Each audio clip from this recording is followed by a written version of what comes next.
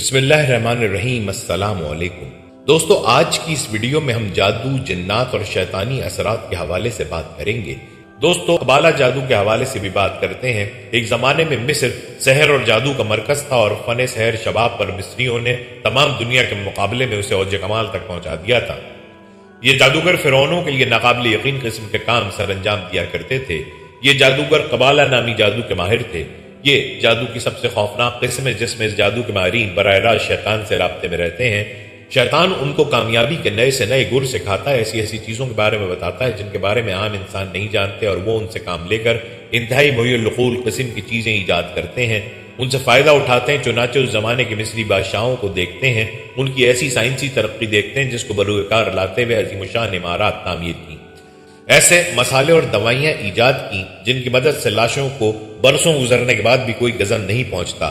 مصریوں کے ساتھ رہتے بنی اسرائیل نے ان کے خاندانوں میں شادیاں بھی کر ڈالی۔ آج بھی امریکہ کی اہم شخصیات کا ڈی این اے فرعونوں سے ملتا ہے۔ آپ نے بھی اخبارات میں ایک سابق مشہور امریکی صدر کے بارے میں پڑھا ہوگا جسے فرعونوں کی نسل کا کہا جاتا ہے۔ چاہے کوئی تسلیم کرے یا نہ کرے کہ فرعونوں کا ان شام کے اولادوں کے ساتھ کوئی نہ کوئی گہرا اور خونی تعلق ضرور تھا، کہ آج امریکہ کے ڈالر پر مصریوں کی ایک آنکھ والے قدیم مصری دیوتا کی آنکھ احرام مصر کے اوپر سے جھانکتی نظر آتی ہے، جسے ہمارے بھولے بھالے دانشور دجال کی آنکھ قرار دیتے ہیں۔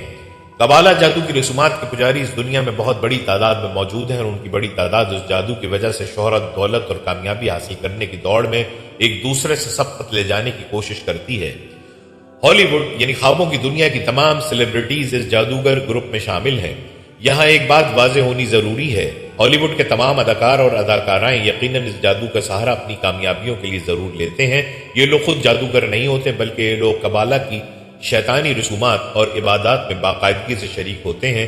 یہ رسومات اور عبادات کس قسم کی ہوتی ہیں، ان کے بارے میں مختصر صرف اتنا جان لیجئے کہ دنیا کی کوئی ایسی اخلاق سوز حرکت نہ ہوگی جو ان رسومات میں نہ کی جاتی ہو۔ ہر وہ فعل کیا جاتا ہے جس میں شیطان کی خوشی شامل ہوتی ہے۔ خیر، ہم اپنی بات پر واپس آتے ہیں۔ جب موسیٰ علیہ السلام بنی اسرائیل کے ساتھ اپنے وطن فلسطین کی جانب واپس آئے تو یہ قوم پہلے جیسی نہیں رہی تھی۔ ان میں فرعونوں جیسی فرعونیت، سرکشی اور شیطانی صفات شامل ہو چکی تھیں۔ فلسطین میں واپس آنے کے بعد یہ لوگ جہاں دوسری بہت سی نافرمانیوں اور گناہوں میں غرق ہو گئے، وہیں ان میں سے بعض افراد جادو اور شیطانی عملیات میں بھی مصری جادوگروں کی طرح مشغول رہے۔ مخصوص آداب، اشارے اور علامتیں قبالہ کی رسومات جادو میں بہت اہمیت رکھتی ہیں۔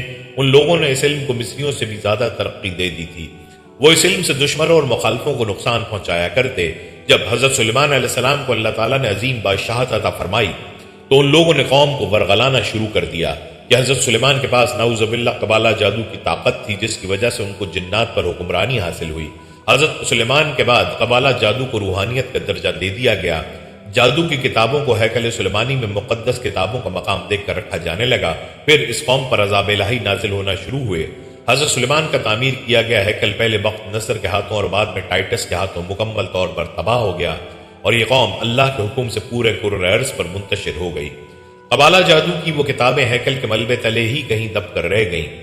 1118 عیسوی میں یورپ کے 9 جنگجوؤں نے یروشلم میں ایک عسکری تنظیم کی بنیاد رکھی جو تاریخ میں نائٹ ٹیمپلرز کے نام سے معروف ہوئی۔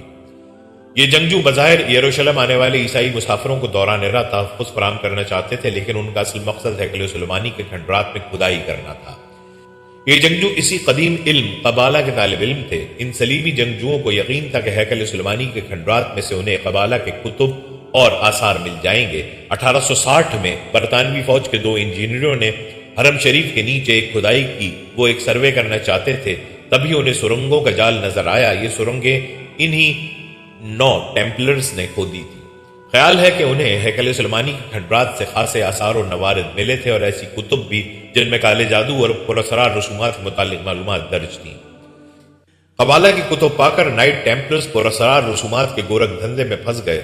وہ کالا جادو سیکھ کر غیر معمولی طاقتیں حاصل کرنا چاہتے تھے، یوں پھر وہ دنیا کے حاکم بن سکتے تھے۔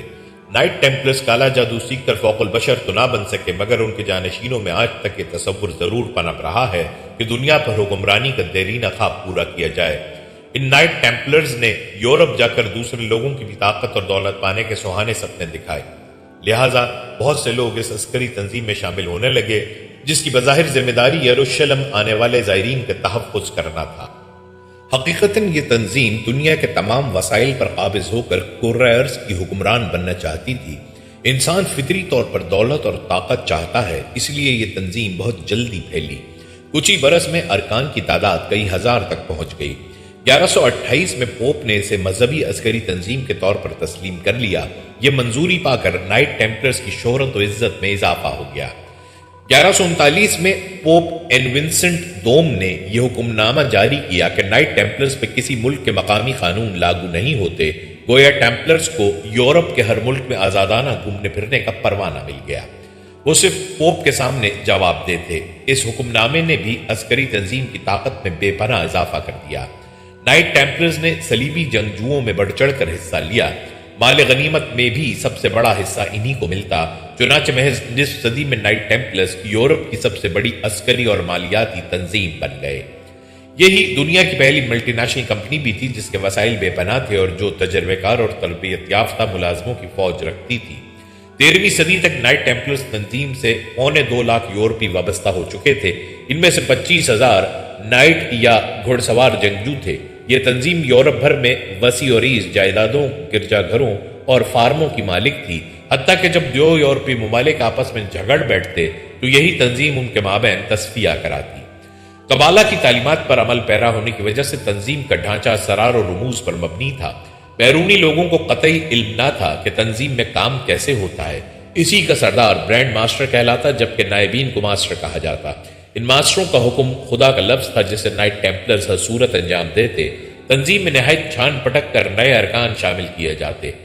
اس زمانے میں بیرون ممالک کا سفر کئی خطرات رکھتا تھا۔ اکثر راہ میں ڈاکو مال لوٹ لیتے۔ رفتہ رفتہ لوگ اپنی نقدی نائٹ ٹیمپلرز کو دینے لگے۔ جب وہ اپنی منزل پر پہنچتے تو نقدی انہیں واپس مل جاتی۔ بدلے میں تنظیم تھوڑی سی فیس وصول کرتی۔ یوں نائٹ ٹیمپلرز بینکار بن بیٹھے اور سود بھی لینے لگے۔ رفتہ رفتہ نائٹ ٹیمپلرز اتنے طاقتور ہو گئے کہ فرانس کا شافل بی انجم انہیں اپنے اقتدار کے لیے خطرہ سمجھنے لگا۔ چنانچہ اس نے پوپ کلیمنٹ پنجم پر دباؤ ڈال کر 1307 میں تنظیم پر پابندی لگوا دی۔ تبھی نائٹ ٹیمپلرز نے قسم کھائی کہ وہ رومن کیتھولک کلیسا کو تباہ کر کے چھوڑیں گے۔ چنانچہ انہوں نے بعد ازاں مارٹن لوتھر کا ساتھ دیا، جو رومن کیتھولک کلیسا کا مالک تھا اور جس نے ایک نئے عیسائی فرقے پروٹسٹنٹزم کی بنیاد رکھی۔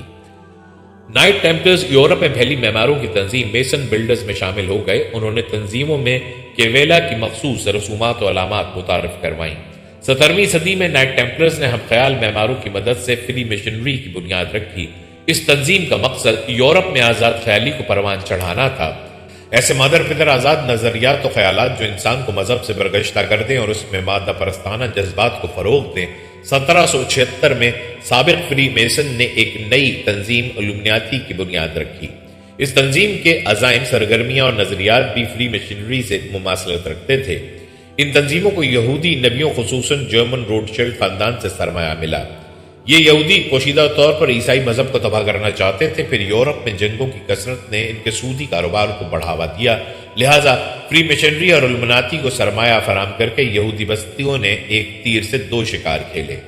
مغرب میں مذہب کے خلاف نفرت پروان چڑھائی اور جنگوں کے ذریعے عرب پتی بن بیٹھے۔ یہ فری میسن اور الومناتی ہی ہیں جنہوں نے فرانسیسی انقلاب برپا کیا، امریکہ کو علیحدہ مملکت بنانے میں اہم کردار ادا کیا۔ ان کی کوششوں سے یورپ میں مادہ پرستی کو فروغ ملا اور سرمایہ داری پنپنے لگی۔ مادہ پرستی نے پھر دنیا میں ایسا رواج پایا کہ مذہب اور اخلاقیات دونوں کو بہت ذکر پہنچا۔ اسی لیے آج بہت سے انسانوں کو مقصد زندگی کو ہر حال میں زیادہ سے زیادہ دولت کمانا بن چکا ہے۔ قبالہ کے جادوگر جو فری مشنری اور الومناتی کے اہم عہدیداران ہوتے ہیں، وہ شیطان کو خوش کرنے کے لیے ان رسومات کی ادائیگی کا اہتمام کرتے ہیں۔ بدلے میں وہ فلمی اور سیاسی شخصیات کو اپنے جادو کے ذریعے اور شیطانی قوتوں کی مدد سے کامیاب بناتے ہیں۔ یہ لوگ اسٹیج پر یا فلم میں جب فن کے مظاہرے کرنے کے لیے آتے ہیں تو یہ شیطانی طاقتیں دیکھنے والوں پر ان کا سحر طاری کر دیتی ہیں۔ لوگ پاگل ہو کر ان پر جانثار کرنے کو تیار ہو جاتے ہیں۔ بلکہ دوستو، یہودیوں کے ہاں روحانیت سے متعلق علوم کو قبالہ ہی کہا جاتا ہے، لیکن یہ روحانیت وہ نہیں جس کا تصور اسلام میں ہے۔ یہودیوں کی روحانیت کا بڑا حصہ شیطانیات، سفلیات اور جادو سے متعلق ہے۔ قبالہ وہ علم ہے جس میں انسانی ذہن کو قبضے میں کرنے کے تمام طریقے سکھائے جاتے ہیں، جادو کے ذریعے، کیمیا کے ذریعے، برقیاتی لہروں کے ذریعے، ہپنوٹزم اور ٹیلی پیتھی کے ذریعے۔ قبالہ کی حقیقت یہودی مذہبی پیشواؤں ہی کو معلوم ہے، دیگر قوموں سے اس کو چھپانے کے لیے انہوں نے اس علم کے کئی اور اہم نام دنیا میں متعارف کروائے ہیں، مثلا قبالہ وغیرہ۔ ان میں سے کون سی حقیقت ہے، اس کا جاننا خاصا مشکل کام ہے۔ یہودیوں میں ایک سے بڑا ایک جادوگر رہا ہے، انہوں نے شیطانی عمل کے ذریعے مسلمانوں کے اندر مختلف فتنے پھیلائے ہیں اور طرح طرح سے مسلمانوں کو نقصان پہنچانے کی کوشش کرتے رہے ہیں۔ اس تفصیل کو بیان کرنے کا مقصد یہ ہے کہ مسلمان ان یلغاروں سے قرآن و سنت کی روشنی میں اپنی حفاظت کا بندوبست کریں تاکہ اللہ اور اس کے رسول صلی اللہ علیہ وسلم کے دشمن نامراد ہوں۔ دوسری وجہ یہ کہ ذہنی غلامی میں مبتلا ہونے کی وجہ سے ہم لوگ دنیا میں رونما ہونے والے حادثات و واقعات کو صرف اسی نظر سے دیکھتے ہیں جس نظر سے اسلام دشمن قوتیں ہمیں دکھانا چاہتی ہیں، جس کی وجہ سے ان حادثات سے عبرت پکڑنے کے بجائے ہم الٹا فکری گمراہی کے شکار ہوتے چلے جاتے ہیں۔ اللہ تعالی ہمیں جادو اور شیطانی قوتوں کے شر سے محفوظ فرمائے اور اپنی حفظ و امان میں سکون والی زندگی عطا فرمائے، آمین۔ دوستو، حدیث شریف میں آیا ہے کہ جادو انسان کو قبر میں پہنچا دیتا ہے۔ یہ بات ذہن میں رہے کہ اللہ کے حکم سے جادو کے اثرات کا کسی شخص پر ہو جانا قرآن و حدیث دونوں سے ثابت ہے۔ تو دوستو، سب سے پہلے آپ کو بتاتے ہیں کہ جادو اور عملیات کے ذریعے اپنے اہداف اور کامیابی حاصل کرنے کے معاملے میں بنی اسرائیل کی قوم ہمیشہ سر فہرست رہی ہے، بلکہ تاریخ میں سب سے زیادہ جادو کے ذریعے کام لینے اور اس کی شیطانی طاقتوں پر یقین رکھنے والی یہی قوم ہے۔ یہ قوم جب تک فلسطین میں رہی اس وقت تک یہ اس راہ سے ناواقف تھی۔ جب حضرت یوسف علیہ السلام مصر کے حکمران بنے تو انہوں نے اپنی قوم کو فلسطین سے مصر بلوایا۔ مصر میں رہتے ہوئے جہاں فرعونوں نے ان کو اپنی بلند و بالا عمارات اور اہراموں کی تعمیر میں ان سے بیگار کا کام لیا، ان کو انتہائی ذلیل زندگی گزارنے پر مجبور کیا، وہیں ان پر ظلم و ستم کے پہاڑ بھی توڑے گئے۔ وہاں رہنے کے دوران انہوں نے مصریوں کی بہت بڑی برائیاں بھی حاصل کر لی۔ ایک تو ان میں خدائی کا دعویٰ کرنے والے فرعونوں کو دیکھ دیکھ کر انتہائی رعونت، تکبر اور غرور پیدا ہو گیا۔ دوسرا، ان کو مصر کے زمانے کے انتہائی ماہر جادوگروں سے کالا علم اور جادو سیکھنے کا موقع بھی میسر آ گیا۔ تاریخ کے اس دور میں مصر اس فن میں پوری دنیا میں یک تھا۔ سامری جیسے جادوگر جن کا ذکر اور جادو کے کرتب قرآن پاک میں مذکور ہیں، وہ بھی اس وقت مصر میں پائے جاتے تھے۔ قرآن پاک کیونکہ رشد و ہدایت کی کتاب ہے، قصوں کہانیوں کی نہیں، اس لیے اس میں تاریخ کے واقعات کا سرسری سا ذکر صرف عبرت کے لیے ملتا ہے۔ یہاں یہ بات بھی واضح کر دوں کہ بنی اسرائیل کا سب سے خطرناک جادوگر سامری تھا۔ دوستو، جب سیدنا موسیٰ علیہ السلام اور ان کی قوم بنی اسرائیل کو اللہ نے فرعون سے نجات دی، حضرت موسیٰ علیہ السلام جب دریا پار کر کے نکل گئے تو ایک جگہ پہنچے جہاں کے لوگ اپنے بتوں کے مجاور بن کر بیٹھے ہوئے تھے۔ تو بنی اسرائیل کہنے لگے، موسیٰ علیہ السلام ہمارے لیے بھی ان کی طرح کوئی معبود مقرر کر دیجیے۔ آپ نے فرمایا، تم بڑے جاہل لوگ ہو، یہ تو برباد شدہ لوگ ہیں اور ان کی عبادت بھی باطل ہے۔ پھر اللہ تعالیٰ نے حضرت موسیٰ کو کوہ طور پر بلایا تو آپ جلدی سے طور کی طرف چلے اور بنی اسرائیل پر اپنے بھائی ہارون کو خلیفہ مقرر کیا۔ حضرت موسیٰ علیہ السلام توریت لانے کے لیے جب کوہ طور پر گئے تو موقع پا کر سامری نے بہت سا زیور پگھلا کر سونا جمع کیا اور اس سے گائے کا بت تیار کیا اور پھر اس نے کچھ خاک اس بت میں ڈالی تو وہ بت گائے بچڑے کی طرح بول گئی اور اس میں جان پیدا ہو گئی۔ سامری نے بنی اسرائیل میں اس بچڑے کی پوجا شروع کروا دی اور بنی اسرائیل بھی اس بچڑے کے پجاری بن گئے۔ اس بات کو اللہ تعالیٰ نے یوں بیان فرمایا کہ اے موسیٰ، تیرے چلے جانے کے بعد تیری قوم میں نیا فتنہ برپا ہوا اور انہوں نے گوسالہ پرستی شروع کر دی۔ اس بچڑے کو سامری نے بنایا اور انہیں اس کی عبادت میں لگا دیا ہے۔ حضرت موسیٰ کو جب اپنی قوم کو مشرکانہ فعل کا علم ہوا تو سخت رنج ہوا اور غم و غصے میں بھرے وہاں سے واپس قوم کی طرف چلے کہ دیکھوں ان لوگوں نے اللہ تعالیٰ کے نامات کے باوجود ایسے سخت احمقانہ اور مشرکانہ فعل کا ارتکاب کیا۔ حضرت موسیٰ علیہ السلام اپنے بھائی حضرت ہارون علیہ السلام سے بھی ناراض ہوئے کہ جب قوم گمراہ ہو رہی تھی تو آپ میرے پیچھے کیوں نہ آئے اور مجھے اطلاع کیوں نہ دی۔ تو حضرت ہارون نے کہا کہ میری قوم کسی بات کو نہ مانتی تھی اور مجھے یہ خیال گزرا کہ اگر میں چلا گیا تو آپ کہیں گے کہ آپ مجھے اپنا نائب بنا کر گئے تھے تو میں قوم کو چھوڑ کر آپ کے پاس کیوں چلا آیا۔ حضرت موسیٰ واپس آتے ہی قوم سے کہنے لگے کہ دیکھو، اللہ تعالیٰ نے تم سے تمام نیک وعدے کیے تھے، تمہارے ساتھ بڑے بڑے سلوک و انعام کیے، لیکن ذرا سے وقفے میں تم اللہ تعالیٰ کی نعمتوں کو بھلا بیٹھے، بلکہ تم نے وہ حرکت کی جس سے اللہ کا غضب تم پر اتر پڑا۔ تم نے مجھ سے جو وعدہ کیا تھا اس کا مطلق لحاظ نہ رکھا۔ اب بنی اسرائیل معذرت کرنے لگے کہ ہم نے یہ کام اپنے اختیار سے نہیں کیا۔ بات یہ کہ جو زیور فرعونیوں کے ہمارے پاس مستعار لیے ہوئے تھے، ہم نے بہتر یہی سمجھا کہ انہیں پھینک دیں، چنانچہ ہم نے سب کے سب بطور پرہیزگاری کے پھینک دیے۔ ایک روایت میں ہے کہ خود حضرت ہارون علیہ السلام نے ایک گڑھا کھود کر اس میں آگ جلا کر ان سے فرمایا کہ وہ زیور سب اس میں ڈال دو۔ ابن عباس رضی اللہ تعالیٰ عنہ کا بیان ہے کہ حضرت ہارون علیہ السلام کا ارادہ یہ تھا کہ سب زیور ایک ہو جائیں اور پگھل کر ایک ڈلہ بن جائے، پھر جب موسیٰ علیہ السلام آ جائیں جیسا وہ فرمائیں کیا جائے۔ सामरी ने उसमें वो मुट्ठी डाल दी जो उसने अल्लाह के कासिद के निशान से भरी थी और हजरत हारून से कहा, आइए अल्लाह ताला से दुआ कीजिए कि वो मेरी ख्वाहिश कबूल फरमा ले। आपको क्या खबर थी कि आपने दुआ की? उसने ख्वाहिश ये की थी कि उसका एक बछड़ा बन जाए जिसमें से बछड़े जैसी आवाज भी निकले। चुनाचे वो बन गया और बनी इसराइल के फितने का बाइस हो गया। बनी इसराइल बहकावे में आ गए और उसकी परस्तिश शुरू कर दी। उसके सामने सजदे में गिर पड़ते और दूसरी आवाज पर सजदे से सर उठाते। ये गिरोह दूसरे मुसलमानों को भी बहकाने लगा कि दरअसल अल्लाह यही है। मूसा भूल कर और कहीं इसकी जस्तजू में चल दिए और वो ये कहना भूल गए कि तुम्हारा रब यही है। ये लोग मजावर बनकर उसके गिर्द बैठ गए। उनके दिलों में उसकी मोहब्बत रच गई। आवाज जो निकलती थी उसकी वजह भी सिर्फ ये थी कि पीछे सुराख में से हवा गुजर कर मुंह के रास्ते निकलती, उसकी आवाज आती थी। उस बछड़े का नाम उन्होंने बहमूद रख छोड़ा था। उसके बाद हजरत मूसा ने सामरी से पूछा कि ये तुमने क्या किया? सामरी ने बताया कि मैंने दरिया से पार होते वक्त हजरत जिब्राइल को घोड़े पर सवार देखा था और उस घोड़े के कदम जिस जगह पर थे वहां सब्जा उगाता था। मैंने उस घोड़े के कदम की जगह से कुछ खाक उठाई और वो खाक मैंने बछड़े के बुत में डाल दी और ये जिंदा हो गया। मुझे ये बात अच्छी लगी कि मैंने किया जो भी वो अच्छा किया। हजरत मूसा अलैहिस्सलाम ने फरमाया, अच्छा जा तू दूर हो जा। अब इस दुनिया में तेरी सजा यह है कि तू हर एक से कहेगा कि मुझे छूना मत, यानी तेरा हाल बुरा हो जाएगा। अब जो कोई उसको छूता था उसे छू लेने वाले को और सामरी दोनों को सख्त बुखार हो जाता और उन्हें बड़ी तकलीफ होती। सामरी चीख चीख के लोगों से कहता फिरता कि मेरे साथ कोई न लगे और लोग भी उससे इज्तनाब करते ताकि बुखार की तकलीफ में मुब्तला ना हो। इस दुनिया के अजाब में गिरफ्तार होकर सामरी बिल्कुल तन्हा रह गया और जंगल में चला गया, आखिर मर गया। बनी इसराइल की दूसरी हिमाकत देखी कि छोटे गुनाह से बचने के लिए बड़ा गुनाह कर दिया। फिर हजरत मूसा के समझाने से होश आया और नादिम हुए और अपनी गुमराही का यकीन करके तौबा इस्तग़फ़ार करने लगे और हजरत मूसा से दरियाफ्त किया कि हमारी तौबा कैसे कबूल होगी। हुक्म हुआ कि आपस में एक दूसरे को कत्ल करो। मूसा अलैहिस्सलाम ने उन्हें हुक्म इलाही सुनाया और जिन जिन लोगों ने बछड़ा पूजा था उन्हें बिठा दिया और दूसरे लोग खड़े रह गए और कत्ल करना शुरू किया। कुदरती तौर पर अंधेरा छाया हुआ था। जब अंधेरा हटा तो उन्हें रोक दिया गया। शुमार करने पर मालूम हुआ कि 70,000 आदमी कत्ल हो चुके हैं और सारी कौम की तौबा कबूल हुई। ये एक सख्त फरमान था जिसकी उन लोगों ने तामील की और अपनों और गैरों को यकसां तय किया। यहाँ तक कि रहमत इलाही ने उन्हें बख्शा और मूसा अलैहिस्सलाम से फरमा दिया कि अब बस करो। मक़तूल को शहीद का अजर दिया, कातिल की और बाकी मानदा लोगों की तौबा कबूल फरमाई और उन्हें जहाद का सवाब दिया। जब से खालिक़ कायनात ने ये दुनिया तख्लीक फरमाई है उस वक्त से दो निज़ाम एक दूसरे के मुतवाज़ी चल रहे हैं। एक मादी यानी ज़ाहिरी निज़ाम और दूसरा रूहानी यानी मख्फ़ी निज़ाम। जिस तरह मादी निज़ाम के कुछ उसूल व ज़वाबित तय कर दिए गए हैं, इसी तरह रूहानी निज़ाम के उसूल व ज़वाबित भी तय हैं। सिफरी जादू के मुकाबले में रूहानी इल्म अता किया गया है ताकि किसी भी सिफरी जादू के बुरे असरात का रूहानी इल्म के जरिए सद्दबाब किया जा सके।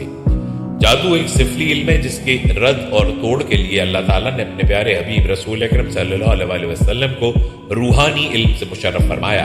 लिहाजा आप सल्लल्लाहु अलैहि वसल्लम पर जब जादू के असरात बद हुए तो अल्लाह रब्बुल इज़्ज़त ने कुरान हकीम की दो सूरतें सूरह फलक और सूरह अन्नास सैयदुल मलाइका हज़रत जिब्राइल को देके भेजा, जिनकी बरकत से जादू के असरात बद का खात्मा हुआ। आप सल्लल्लाहु अलैहि वसल्लम के मुँह मुबारक एक कुएं में पत्थर के नीचे रखे गए थे। गोया आप सल्लल्लाहु अलैहि वसल्लम पर जो जादू किया गया वो ज़मीनी जादू था। दोस्तों, यहाँ जादू की चंद अक़साम के हवाले से भी वाज़ेह कर दूं कि ज़मीनी जादू में पुतला वगैरह बनाकर इससे सुइयाँ लगाकर सिफली उलूम पढ़ने के बाद ज़मीन में दफन किया जाता है। मतलूबा शख्स का जहाँ पाँव लगा हो वहाँ से मट्टी उठाकर भी इस पर जादू किया जाता है।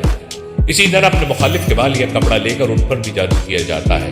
बाज़ औक़ात कंकरियों या मट्टी पर दम करके इसे मुखालिफ के घर पर डाल दिया जाता है या फिर ज़मीन यानी कब्रिस्तान वगैरह में दफन कर दिया जाता है।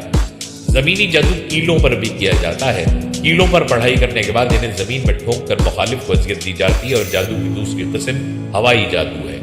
हवा में जादू की जन्नात छोड़कर मतलूबा शख्स को नुकसान पहुंचाया जाता है या जन्नात के जरिए मुखालिफ के जिस्म में सुइयां पैवस की जाती हैं या तरफ वगैरह पर तावीज़ बांध कर मुखालिफ को अज़ियत दी जाती है। इसके अलावा हांडी का एक नहायत खतरनाक अमल किया जाता है। जादूगर हांडी में गोश्त डालकर उसे चूल्हे पर रख देते हैं और पढ़ाई शुरू कर देते हैं। जादू के जन्नात इसे उठाकर मतलूबा जगह पर गिराते हैं जिससे बहुत नुकसान होता है, जानी भी और माजी भी। उलमा ने हदीस शरीफ की रोशनी में लिखा है कि क़ुर्ब क़यामत में जन्नात शयातीन इंसानों के बारे में किए गए तो पैमा तोड़ डालेंगे और ज़मीन सिफली उलूम से भर जाएगी। जन्नात सरकश हो जाएंगे और उनकी शरारतें उरूज पर होंगी। दोस्तों, जन्नात के हवाले से अगर बात करें तो बाज़ तारीख़दान लिखते हैं कि हज़रत आदम की तख्लीक से 2000 साल कबल जन्नात की तख्लीक हुई थी। जन्नात में नेक बद दोनों अक़साम होती हैं। बुजुर्ग भी होते हैं, वो रूए ज़मीन पर वारिद होते हैं। इन्हीं में से एक, जिसका नाम इब्लीस है, जो इंसानों की दुश्मनी में अंधा हो गया, उसने नफ्स आदम को बहकाने के लिए क़यामत तक के लिए मोहलत मांगी है। बल्कि कहा जाता है कि जन्नात के 11 गिरोह हैं। पहला गिरोह किसी घर या मकान में रहता है और उस घर के मकीनों को डराता है या तकलीफ पहुंचाता है। दुनिया के हर इलाके में कोई ना कोई ऐसा घर होगा जहाँ पे मौजूद होते हैं और हम ऐसे इलाके को आज़ेब ज़दा कहते हैं। ये घरों और दुकानों की बरकत सलब कर लेते हैं, घरों में फसाद और झगड़े पैदा करते हैं, घर में रहने वाले अफराद के माबैन तफर्रुक़ा और अदावत पैदा करते हैं। इसीलिए आमिलीन इस गिरोह की मदद से अपना काम करते हैं। मुस्तनद तारीखी शवाहिद से मालूम होता है कि एक बार हुजूर नबी करीम सल्लल्लाहु अलैहि वसल्लम जलील क़दर सहाबी अब्दुल्ला बिन मसूद रज़ियल्लाहु ताला अन्हु को हमरा लिए रात के वक्त एक जगह पहुंचे। आपने हज़रत अब्दुल्ला बिन मसूद को एक ख़ास मकाम से आगे बढ़ने से मना फरमा दिया था कि कहीं जन्नात उन्हें नुकसान न पहुंचा दें। फिर आप सल्लल्लाहु अलैहि वसल्लम की मुलाकात जन्नात के एक ग्रुप से हुई, जिन्होंने इस्लाम कबूल किया और आपसे इस्लामी तालीमात हासिल करने के बाद वापस चले गए। कुरान पाक की सूरह जिन वहीं और इसी वाक़े के तनाजुर में नाजिल हुई। बाद अज़ां इसी मुनासबत से वहाँ एक वसी और अरीज़ मस्जिद तामीर की गई, जिसे मस्जिदुल जिन का नाम दिया गया। ज़माने के गुजरने के साथ साथ मस्जिद की तामीर और मरम्मत के दौरान उसके डिज़ाइन भी बदलते रहे हैं, मगर उसके क़याम का वाक़या आज तक मुसलमानों के दिलों में तरोताज़ा है। बल्कि दोस्तों, एक सहाबी जिनका नाम साद बिन उबादा है, ये सहाबी कबीला खजरज के सरदार थे और खजरज की शाख सादा से ताल्लुक़ रखते थे। आपका शुमार बुलंदपाया सहाबा में होता है। जahलियत में भी आप सरदार थे और आपको सरदारी विरासत में मिली हुई थी। ये सहाबी इस्लाम से कबल 3 बातों, तीरंदाजी, तैराकी और पढ़ने लिखने में बहुत मशहूर थे। इन 3 महारतों की वजह से आपको कामिल का लक़ब दिया गया था। उन्होंने बैत अक़बा सानिया में इस्लाम कबूल किया। ये बैत चूँकि छुप कर एक पहाड़ी दर्रे में हुई थी, लिहाजा जब वापस होने लगे तो रसूल अल्लाह सल्लल्लाहु अलैहि वसल्लम ने फरमाया कि अकेले अकेले निकल जाओ ताकि कुफ़ार को पता न चल सके। लेकिन कुफ़ार को पता चल गया। जब वो वहाँ पहुंचे तो साद बिन उबादा को पकड़ लिया और उन्हें बहुत मारा और करीब था कि शहीद कर देते कि ताम बिन अदी ने उन्हें आकर छुड़ाया और मदीना भिजवा दिया।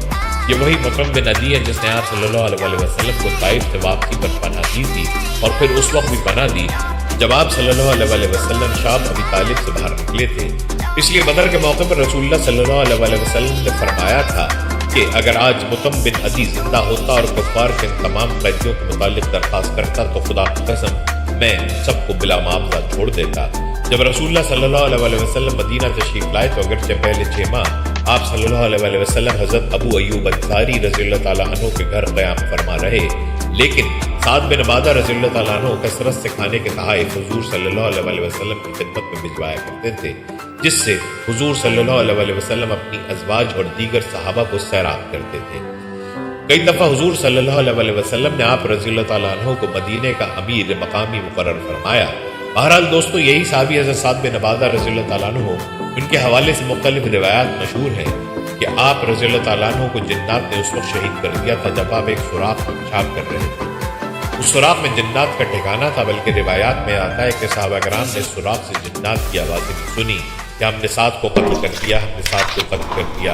ये इतनी ऊंची ऊंची आवाज़ें थी और उस वक्त जिन्नात शेर पढ़ रहे थे कि जिसका मजमून ये था कि हमने साद बिन उबादा को कत्ल कर दिया और हमने तीर फेंके जो उनके दिल में आर पार हो गए। बल्कि एक और सहाबी का बयान है कि जब हज़रत साद बिन उबादा रज़ियल्लाहु ताला अन्हु पेशाब करने की कोशिश में खड़े हुए, फिर लौट कर कहने लगे कि मुझे पुश्त में कुछ तकलीफ महसूस हो रही है, और फिर चंद लम्हात के बाद वफ़ात पा गए।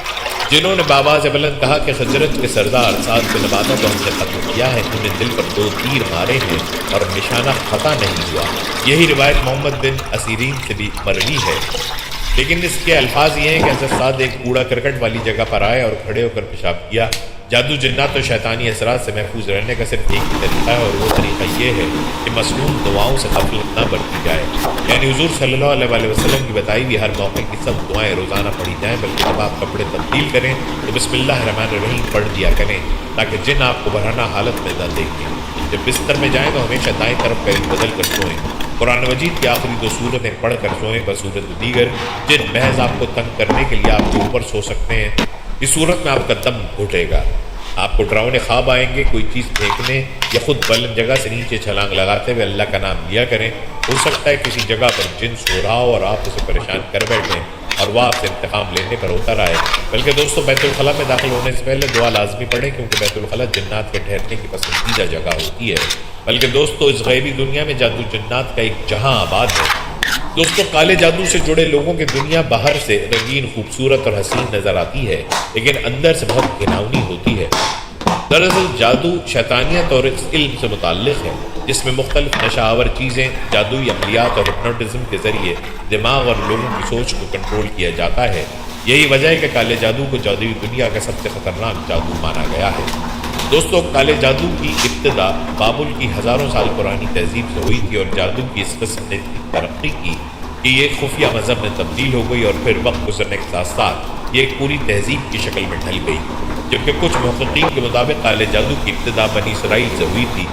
تاریخ کے مطابق جب یعقوب علیہ السلام کے فرزند حضرت یوسف علیہ السلام کو مصر کی حکومت عطا کی گئی تو آپ نے اپنے تمام بھائیوں اور رشتہ داروں کو مصر بلا لیا اور یہ لوگ یہاں آ کر آباد ہو گئے۔ اس زمانے میں مصر کے لوگ جادو کے فن میں کمال رکھتے تھے۔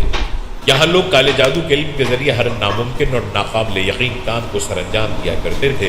مثلا حضرت موسیٰ علیہ السلام کے دور میں فرعون مصر کے دربار میں موجود وہ جادوگر جنہوں نے حضرت موسیٰ علیہ السلام سے مقابلہ کیا، یہ لوگ بھی کالے جادو کے ماہر تھے۔ اسی طرح نمرود اور فرعون کے وہ درباری کاہن اور نجومی جنہوں نے انہیں یہ بتایا تھا کہ ایک بچہ ایسا پیدا ہونے والا ہے جو ان کی سلطنت کے خاتمے کا سبب بنے گا، یہ پیشن گوئی بھی کالے جادو کے ذریعے ہی کی گئی تھی۔ لیکن ایک وقت ایسا آیا کہ حضرت موسیٰ علیہ السلام کو اللہ تعالیٰ نے حکم دیا کہ وہ اپنی قوم یعنی بنی اسرائیل کو لے کر فلسطین کی طرف ہجرت کر جائیں۔ لہٰذا حضرت موسیٰ بنی اسرائیل کو سمندر کے راستے نجات دلوا کر مصر سے نکل گئے اور فرعون اپنے لشکروں سمیت سمندر میں غرق ہو گیا۔ حضرت موسیٰ علیہ السلام بنی اسرائیل کے ساتھ فلسطین میں آباد ہو گئے کیونکہ بنی اسرائیل نے مصر میں کئی برس گزارے تھے اور قوم فرعون میں رہے تھے، اس لیے ان کے اندر بھی غرور و تکبر، ماہر جادوگروں کا علم اور دنیا پر حکمرانی کے حربے آ گئے تھے۔ اس لیے فلسطین آ کر بنی اسرائیل رفتہ رفتہ سرکش اور نافرمان بن گئے اور مصری جادوگروں سے سیکھے گئے کالے عملیات اور جادو کو مقاصد کے لیے استعمال کرنے لگ گئے۔ دوستوں یہاں پر حضرت عائشہ رضی اللہ تعالیٰ عنہ کے حوالے سے بھی بات کرتے ہیں۔ جادو کے متعلق امام حاکم نے المستدرک میں اور ابن کثیر رحمۃ اللہ علیہ نے اپنی تفسیر میں حضرت عائشہ رضی اللہ تعالیٰ عنہ سے ایک واقعہ روایت کیا ہے۔ حضرت عائشہ فرماتی ہیں کہ رسول اللہ صلی اللہ علیہ وسلم کے وصال کے تھوڑے عرصے بعد دومت الجندل کے باشندوں میں سے ایک عورت میرے پاس آئی اور رسول اللہ سے مل کر جادو کے متعلق کسی چیز کے بارے میں پوچھنا چاہتی تھی۔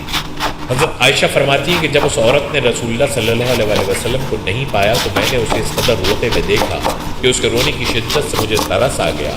وہ عورت کہہ رہی تھی کہ مجھے ڈر ہے کہ میں ہلاکت میں جا پڑی ہوں۔ حضرت عائشہ نے اس سے واقعے کی تفصیل پوچھی تو اس نے بتایا کہ میرا شوہر مجھ سے دور چلا گیا تھا۔ پھر ایک بوڑھی عورت میرے پاس آئی تو میں نے اسے اپنے حال کا شکوہ کیا۔ اس نے کہا کہ اگر تو وہ سب کرے جس کا میں تجھے حکم دوں تو تیرا خاوند تیرے پاس لوٹ آئے گا۔ میں نے کہا ہاں میں کروں گی۔ جب رات ہوئی تو وہ میرے پاس 2 سیاہ کتوں کو لے کر آئی۔ ان کتوں میں سے ایک پر وہ خود سوار ہو گئی اور دوسرے پر میں سوار ہوئی۔ ان کتوں کی رفتار زیادہ تیز نہ تھی۔ ہم چلتے رہے یہاں تک کہ شہر بابل پہنچ کر رکے۔ وہاں 2 آدمی اپنے پیروں سے ہوا میں لٹکے ہوئے تھے۔ انہوں نے پوچھا کہ تجھے کیا ضرورت ہے اور کیا ارادہ لے کر آئی ہو؟ میں نے اپنی حاجت بیان کی اور کہا جادو سیکھنا چاہتی ہوں۔ انہوں نے کہا بے شک ہم آزمائش ہیں، لہٰذا تو کفر نہ کر اور واپس لوٹ جا۔ میں نے انکار کیا اور کہا کہ میں نہیں لوٹوں گی۔ انہوں نے کہا اس تندور میں جا کر پیشاب کر۔ میں وہاں تک گئی تو کانپ اٹھی۔ میں خوفزدہ ہو گئی اور پیشاب نہ کر سکی اور یوں ہی ان دونوں کے پاس لوٹ آئی۔ انہوں نے مجھ سے پوچھا کہ کیا تو نے پیشاب کیا؟ میں نے جواب دیا ہاں۔ انہوں نے پوچھا کیا تو نے کوئی چیز دیکھی؟ میں نے جواب دیا میں نے کچھ نہیں دیکھا۔ انہوں نے کہا تو نے پیشاب نہیں کیا، اپنے وطن واپس لوٹ جا اور کفر نہ کر۔ میں نے انکار کیا، چنانچہ انہوں نے پھر کہا اس تندور تک جا اور اس میں پیشاب کر۔ میں وہاں تک گئی، پھر مجھ پر کپکپاہٹ طاری ہو گئی اور میں ڈر گئی۔ پھر میں ان کے پاس لوٹ گئی۔ انہوں نے مجھ سے پھر پوچھا کہ تو نے کیا دیکھا؟ یہاں تک کہ اس نے بتایا کہ میں تیسری مرتبہ گئی اور تندور میں پیشاب کر دیا۔ بس میں نے دیکھا کہ میرے اندر سے لوہے کے گلو بند والا ایک گھوڑ سوار نکلا اور آسمان کی طرف چلا گیا۔ تب میں ان کے پاس آئی اور انہیں اس بات کی خبر دی۔ انہوں نے کہا تو نے سچ کہا، یہ تیرا ایمان تھا جو تیرے اندر سے نکل چکا ہے، اب تو لوٹ جا۔ حضرت عائشہ نے اس عورت سے کہا اللہ کی قسم میں اس بارے میں کچھ نہیں جانتی، اور کہا کیا انہوں نے اس کے علاوہ بھی تجھے کچھ بتایا ہے؟ اس نے جواب دیا ہاں ضرور بتایا ہے کہ آپ جو چاہیں گی وہ ہو جائے گا۔ یہ گندم کے دانے لیجیے پھر ان کو زمین میں بو دیجیے۔ چنانچہ میں نے وہ دانے لے لیے۔ اس نے کہا نکل آ تو پودے نکل آئے۔ پھر اس نے کہا فصل کٹ جا تو فصل کٹ گئی۔ پھر اس نے کہا پس کر آٹا بن جا تو آٹا بن گیا۔ پھر اس نے کہا کہ روٹی پک جا تو روٹی پک کر تیار ہو گئی۔ جب اس عورت نے دیکھا کہ حضرت عائشہ پھر بھی کچھ نہیں بولی تو وہ میرے سامنے شرمندگی سے گر پڑی اور کہنے لگی اے ام المؤمنین رضی اللہ تعالیٰ عنہ، میں نے اس کے علاوہ بھی کچھ نہیں کیا۔ لہٰذا حضرت عائشہ نے رسول اللہ صلی اللہ علیہ وسلم کے صحابہ سے اس بارے میں دریافت کیا۔ انہیں بھی اس بارے میں معلوم نہیں تھا کہ اس معاملے پر کیا کہیں۔ جس چیز کا مکمل علم نہ ہو اس کے متعلق صحابہ اپنی رائے دینے میں احتیاط کرتے تھے۔ انہوں نے صرف اتنا کہا کہ اگر آپ کے والدین یا ان میں سے کوئی بھی حیات ہوتے تو وہ آپ کے لیے کافی ہوتے۔ اس واقعے کے پیش نظر حقیقت میں بات یہ ہے کہ ہاروت و ماروت کو اللہ تعالیٰ نے خیر و شر اور کفر و ایمان کا علم دے دیا تھا، اس لیے وہ ہر کفر کی طرف جھکنے والے کو نصیحت کرتے اور ہر طرح روکتے۔ جب وہ نہ مانتا تو اس سے وہ افسوس کلمات کہہ دیتے جس سے اس کا نور ایمان جاتا رہتا، وہ ایمان سے ہاتھ دھو بیٹھتا اور اسے جادو آ جاتا، اور یہی اس عورت کے ساتھ ہوا۔ دوستو، ہاروت اور ماروت کا قصہ اسرائیلی روایات میں یوں بیان ہوا ہے کہ حضرت ادریس علیہ السلام کے زمانے میں لوگ بہت بدعمل ہو گئے تھے، اور فرشتوں نے بارگاہ الہی میں عرض کی کہ انسان بہت بدکار ہے، یہ تیری خلافت کے لائق نہیں ہے، اس لیے انسان کو منصب خلافت سے ہٹا دیا جائے۔ اللہ پاک کا ارشاد ہوا کہ انسان میں غصہ اور شہوت ہے جس کی وجہ سے وہ زیادہ گناہ کرتا ہے، اگر یہ چیزیں فرشتوں کو دے دی جائیں تو وہ بھی گناہ گار ہو جائیں گے۔ فرشتوں نے کہا کہ ہم تو کبھی بھی گناہ کے قریب نہ جائیں گے خواہ کتنا ہی غصہ اور شہوت ہو۔ اور پھر حکم ربی ہوا کہ اچھا تم فرشتے اپنی جماعت میں سے کوئی ایسے دو فرشتے لاؤ جو تمہارے خیال میں سب سے زیادہ پرہیزگار ہوں، پھر انہیں غصہ اور شہوت دے کر دنیا میں بھیجا جائے گا تاکہ انہیں آزمایا جا سکے۔ چنانچہ ہاروت اور ماروت جو بہت پرہیزگار فرشتے تھے منتقل ہو گئے اور انہیں غصہ اور شہوت دے کر شہر بابل میں بھیجا گیا، اور کہا گیا تم دونوں قاضی بن کر لوگوں کے درمیان فیصلے کیا کرو، اور شام کو اسم اعظم کے ذریعے واپس آسمان پر آ جایا کرو۔ یہ دونوں قریب 1 ماہ تک اسی طرح آتے جاتے رہے۔ اس عرصے میں ان کے عدل و انصاف کا چرچا عام ہو گیا اور بہت سے مقدمے ان کے پاس آنا شروع ہو گئے۔ ایک روز ملک فارس کی ایک حسین و جمیل عورت زہرہ نامی اپنے شوہر کے خلاف مقدمہ دائر کرتی بھی آئی۔ یہ دونوں اسے دیکھتے ہی اس پر عاشق ہو گئے اور اس کے ساتھ بدعملی کی خواہش کی۔ اس عورت نے کہا کہ میرا اور تمہارا دین الگ الگ ہے اور میرا شوہر بہت غیرت مند ہے، اگر اس سے پتہ چلا تو وہ مجھے قتل کر دے گا، اس لیے اگر تم اپنی خواہش پوری کرنا چاہتے ہو تو پہلے میرے شوہر کو قتل کرنا ہوگا اور جس بت کی میں پوجا کرتی ہوں اسے سجدہ کرنا ہوگا۔ اس عورت کی شرائط سن کر دونوں نے انکار کر دیا۔ وہ عورت واپس چلی گئی، لیکن دونوں کے دل میں عشق کی آگ بھڑکا گئی۔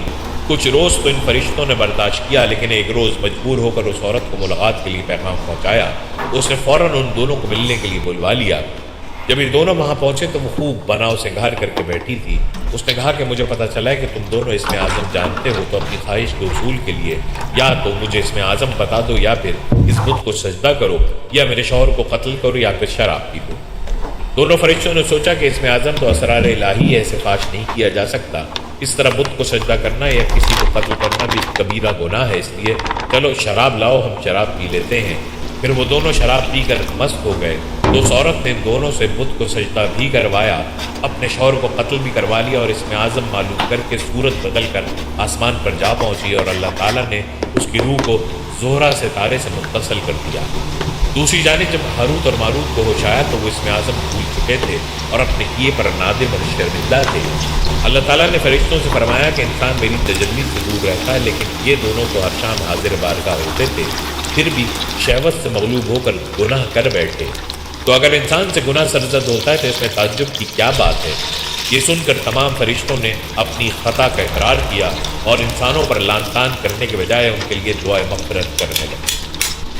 اس کے بعد ہاروت اور ماروت حضرت ادریس علیہ السلام کی خدمت میں پیش ہوئے اور اللہ کے حضور معافی کی درخواست کی۔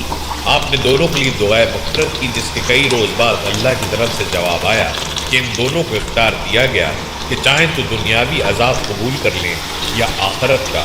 انہوں نے سوچا کہ دنیا کا عذاب ایک نہ ایک دن ختم ہو جائے گا، لیکن آخرت کا عذاب نہ ختم ہونے والا ہے، اس لیے دونوں نے دنیاوی عذاب قبول کر لیا۔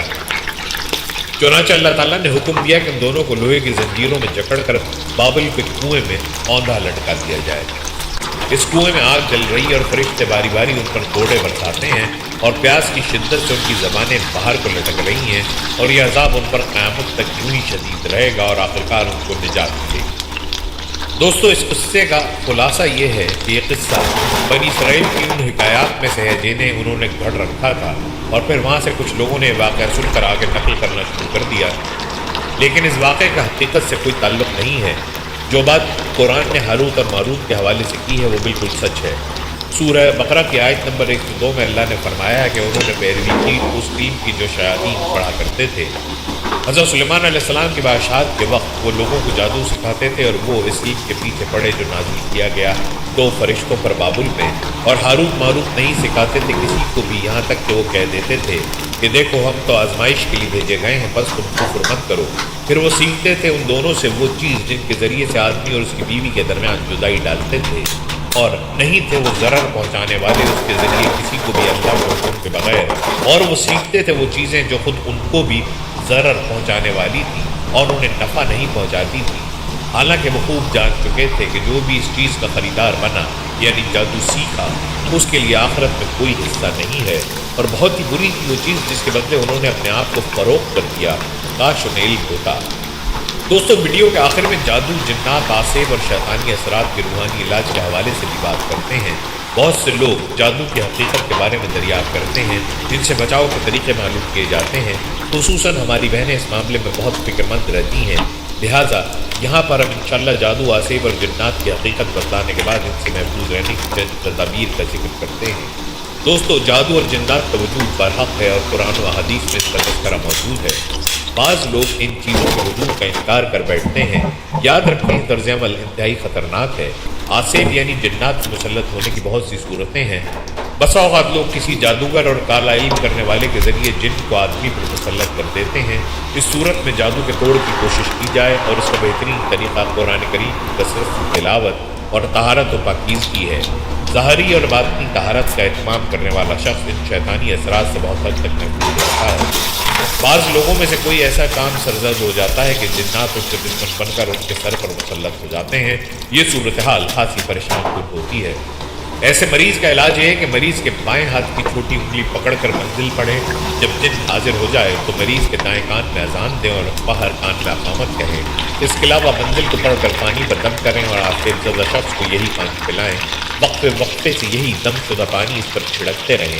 1 پاؤ خالص سرسوں کا تیل لے کر اس پر 3 مرتبہ منزل پڑھ کر دم کریں، اور مریض 3 رات تک مسلسل یہ تیل پورے جسم پر ملے اور صبح اٹھ کر غسل کرے۔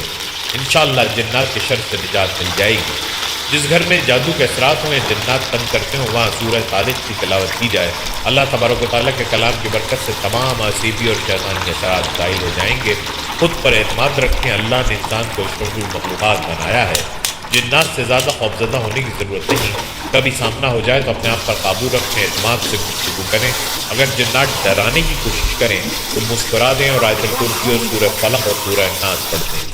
یاد رکھیں کہ انسان کا جنات سے خوف زدہ ہونا جنات کی سرکشی کو بڑھا دیتا ہے۔ ہمیشہ حلال رزق استعمال کریں، حرام کا لقمہ قلب و روح کے لیے زہر حلال کی حیثیت رکھتا ہے۔ مرتدل اور بیمار روحیں شیاطین کے لیے ترنے والا ہوتے ہیں۔ دوستو جنات چونکہ آگ سے بنے اس لیے ان کی فطرت میں شرارت و مادہ بھی بہت زیادہ ہوتا ہے، لہٰذا بغیر کسی کامل استاد کی رہنمائی کے ان سے چھیڑ چھاڑ نہ کی جائے اور نہ ان کو اپنے تابع کرنے کے لیے عملیات کا سہارا لیا جائے۔ یہ شوق اکثر اوقات گلی کی ہڈی بن کر رہ جاتا ہے۔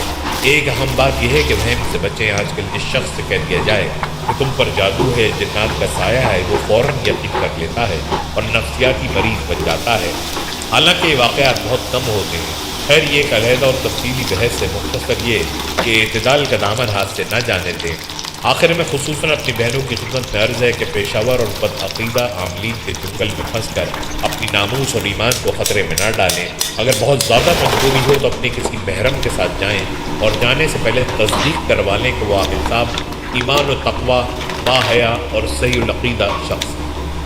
تاہم کوشش یہ کی جائے کہ تعویذ وغیرہ اپنے کسی محرم سے منگوا لیں اور خود گھر پر ہی رہیں، اکیلے کسی عامل کے پاس جانے کا خیال ہی دل سے نکال دیں۔ بلکہ دوستو ایک مشہور اخبار میں ایک عامل بابا جی سائیں سرکار کا عبرتناک قصہ درج تھا کہ ایک دن عامل بابا جی سائیں سرکار سو کر اٹھا تو اس کے سینے میں تکلیف جاری، اس کو فوری طور پر ایک اسپتال میں لے جایا گیا۔ اس کی حالت خراب ہوتی جا رہی تھی، پھیپھڑے کام کرنا چھوڑ رہے تھے، دل کی رفتار معمول سے سست ہو رہی تھی۔ وہ غنودگی میں گیا، پھر بے ہوش ہو گیا اور چند ہی دنوں میں کومے میں چلا گیا۔ ڈاکٹرز اس کو ادویات اور ڈرپس دیتے تو اس کی حالت کچھ دیر کے لیے بہتر ہو جاتی، لیکن اس کے بعد وہ پھر تکلیف میں ہوتا۔ وینٹیلیٹر کی مشینیں اس کی جسمانی ریڈنگز لے رہی تھی، لیکن اس کی روحانی ریڈنگ صرف ایک عورت کے پاس تھی جو اس کی بیوی تھی۔ اس کے علاج پر روزانہ لاکھوں روپے خرچ آ رہا تھا، لیکن اخراجات کی ادائیگی اس کی بیوی کا مسئلہ نہ تھے، کیونکہ اس نے اپنے کام سے بے انتہا پیسہ کمایا تھا۔ وہ اپنے علاقے میں بابا جی سائیں سرکار کے نام سے مشہور تھا۔ پہلے پہل اس کے مریدین کی خاصی تعداد اسپتال میں اپنے پیر صاحب کو دیکھنے آتی تھی، لیکن صرف 15 دن کے بعد وہ اس اسپتال میں اکیلا تھا، وہ کومے میں تھا اور اس کے پاس صرف اس کی بیوی تھی۔ تقریباً 20 دن کے بعد ایک سینئر ڈاکٹر نے فیصلہ دیا کہ جیسے دیگر مریضوں کے سرانے سورہ رحمان کا دم لگایا جاتا ہے، اسی طرح اس مریض کے سرانے بھی دم لگا دیا جائے۔ انہوں نے سورہ رحمان لگائی۔ سورہ رحمان کی تلاوت سن کر مریض سکون میں چلا گیا، لیکن جیسے ہی سورہ رحمان ختم ہوئی مریض کے مرض کی شدت میں اضافہ ہو گیا۔ اس کے جسم کے مختلف حصوں سے کیڑے نکلنا شروع ہو گئے جو سفید رنگ کے کیڑے تھے۔ ICU وارڈ کی نرسوں کی دوڑیں لگ گئیں۔ انہوں نے ان کیڑوں کو ایک سرجیکل پلیٹ میں رکھا، کیڑے نکلنا خود بخود بند ہو گئے۔ انہوں نے پلیٹ کو ڈاکٹر کو دکھایا۔ ڈاکٹر جہاں دیدہ تھا اس نے اس کی بیوی کو اپنے کمرے میں بلایا اور بتایا کہ آپ کے مریض کے پاس دن بہت کم ہے، اس کے بچنے کے امکانات بھی نہ ہونے کے برابر ہیں، اور جس طرح سے کیڑے نکل رہے ہیں ہمارے پاس ان کا کوئی علاج نہیں ہے۔ ڈاکٹر نے کہا کہ میں یقین سے نہیں کہہ سکتا، لیکن میرے خیال کے مطابق یہ اللہ کی پکڑ میں ہے۔ اس نے زندگی میں ایسا کچھ ضرور کیا ہے جس کی سزا یہ یہاں بھگت رہا ہے۔ اب آپ اپنا فیصلہ کیجیے تاکہ ہم اپنا فیصلہ کر سکیں۔ اس کی بیوی خاموش بیٹھی تھی۔ اس نے کہا ڈاکٹر صاحب آپ جو فیصلہ کرنا چاہیں وہ کریں، میں اس کی بیوی نہیں ہوں، میں اس انسان کے ساتھ لیو ان ریلیشن شپ میں ہوں۔ میں اگرچہ شادی شدہ ہوں لیکن انسان میرا خاوند نہیں۔ یہ ایک جادوگر تھا، یہ جادو کے زور پر ناممکن کو ممکن کرتا تھا۔ اس کا حلقہ مریدین میں وسیع ہے، اس لیے جائیداد بھی ٹھیک ٹھاک ہے، لیکن اس شخص کا انجام دیکھ کر مجھے خوف آ رہا ہے۔ میں اولاد کی خاطر اس انسان کے پاس آئی تھی۔ دوران عمل اس نے مجھ سے جسمانی تعلقات قائم کیے اور آج 7 سال ہو چکے ہیں کہ میں اپنے گھر سے فرار ہوں۔ ان کے نزدیک شاید میں مر چکی ہوں۔ اس کی بیوی نے کہا کہ یہ جادوگر شراب کا عادی تھا، کون سا کالا علم ہے جو اس کو نہیں آتا۔ میں اس کے ساتھ رہتی ہوں، میں جانتی ہوں کہ اس کا حرم ایک سے بڑھ کر ایک خوبصورت عورت سے آباد رہتا ہے۔ ایسا نہیں ہو سکتا کہ کوئی لڑکی اس کو پسند آ جائے اور اس کو اپنے عمل کے زور سے اپنے بستر تک نہ لائے۔ اس نے عملیات میں ہر وہ کام کیا جس کو اللہ نے منع کیا ہے۔ جائے نماز اور قرآن کی حد درجہ بے حرمتی اس کے لیے روزانہ کا معمول تھا۔ یہ لوگوں کو دکھانے کے لیے بابا بنا ہوا تھا، لیکن یہ انسان در حقیقت خود ایک حیوان تھا۔ یہ قرآن کی مختلف آیات کو بگاڑ کر تعویذ بناتا تھا۔ اس کے پاس اپنے گھریلو حالات کی ستائی عورتیں، امتحانات میں کامیابی کے لیے بچے اور بچیاں، اولاد کے حصول کے لیے لڑکیاں، غربت کے ستائے لوگ، محبت کی شادی کی متلاش، برائز بانڈ شوہروں کو قابو میں کرنے کے خواہش مند عورتیں وغیرہ بقصرت آتی تھی۔ لوگ نہیں جانتے تھے کہ یہ کیا کرتا ہے، لیکن میں اس کے ساتھ رہتی ہوں۔ اس کا انجام دیکھ کر مجھے اللہ سے ڈر لگ رہا ہے۔ دعا کیجیے کہ اللہ مجھے معاف کر دے۔ وہ عورت کی بات کرتے ہوئے چلی گئی۔ اس عورت کے جانے کے 2 دن بعد ہی وہ جادوگر بھی وینٹیلیٹر پر دم توڑ گیا۔ اس کی موت کے ساتھ ہی اس کی لاش سے اس قدر شدید بدبو آ رہی تھی کہ اس کی لاش کو ICU سے باہر لان میں لایا گیا۔ اس بدبو کی وجہ سے اس کو سرد خانے میں رکھنا بھی ممکن نہیں تھا۔ اس کے مریدین اور بیوی کو اطلاع دی گئی، لیکن بدبو کی وجہ سے کوئی بھی لاش کے پاس آنے کو تیار نہیں تھا۔ اس کی لاش کو صرف 2 گھنٹے میں اسپتال کے عملے اور NGO نے قریبی قبرستان میں دفنا دیا۔ وہ جادوگر چلا گیا، لیکن وہ اپنے پیچھے بہت سے سوال چھوڑ گیا۔ وہی تو وجہ ہے کہ اسلام میں جادو کو حرام کہا گیا۔ یہ جادوگر انسانی نفسیات سے کھیلتے ہیں، جس میں حسد، جلد بازی اور مایوسی شامل ہے۔ یہ وہ 3 چیزیں ہیں جنہیں اسلام نے اپنانے سے منع کیا ہے۔ اگر آپ تقدیر پر شاکر ہیں، اچھی اور بری تقدیر پر ایمان ہے، اللہ سے اچھا تعلق ہے، کسی سے حسد نہیں کرتے، نتائج کے حصول کے لیے جلد بازی نہیں کرتے اور حالات سے مایوس نہیں ہوتے، تو پھر کوئی جادوگر آپ کو بہکا نہیں سکتا۔ کوئی بھی کامیابی شارٹ کٹ سے ممکن نہیں ہے۔ اگر کسی کو شارٹ کٹ سے کامیابی ملتی ہے تو یقین کیجیے کہ وہ سب کچھ چند سال کے لیے عارضی ہوتا ہے۔ دنیا میں 99% لوگوں نے محنت اور انتھک محنت سے کامیابی حاصل کی ہے، لہٰذا شارٹ کٹ کی تلاش میں عام لوگوں کے پاس جا کر اپنی دنیا اور آخرت خراب کرنا کہاں کی دانش ملتی ہے۔ دوستو، جادو کرنا اور کروانا حرام ہے۔ فرمان نبی صلی اللہ علیہ وسلم ہے کہ تباہ کرنے والی 7 چیزوں سے بچو۔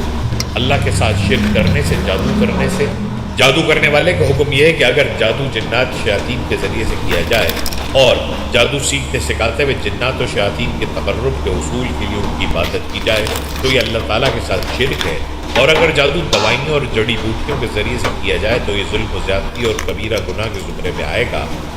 ام المومنین سیدہ حفصہ رضی اللہ تعالیٰ عنہ پر ان کی باندھی نے جادو کیا تھا، لہٰذا ام المومنین نے بطور سزا اسے قتل کرنے کا حکم دیا تو اسے قتل کر دیا گیا۔ سیدنا بجالہ بن عبدہ سے مروی ہے کہ حضرت عمر فاروق رضی اللہ تعالیٰ عنہ نے اپنی وفات سے 1 برس پہلے انیس کو یہ خط لکھا کہ ہر جادوگر کو قتل کر دیا جائے۔ ہم نے ان کے حکم کی تعمیل کرتے ہوئے 3 جادوگروں کو قتل کر دیا۔ جند ابو الخیر فرماتے ہیں کہ جادوگر کی سزا قتل ہے۔ ہماری دعا ہے کہ اللہ تعالی ہمیں ہر قسم کے جادو جنات اور شیطانی اثرات سے محفوظ فرمائے اور اللہ تعالیٰ اپنی ذات پر کامل بھروسہ رکھنے کی توفیق عطا فرمائے، آمین یا رب العالمین۔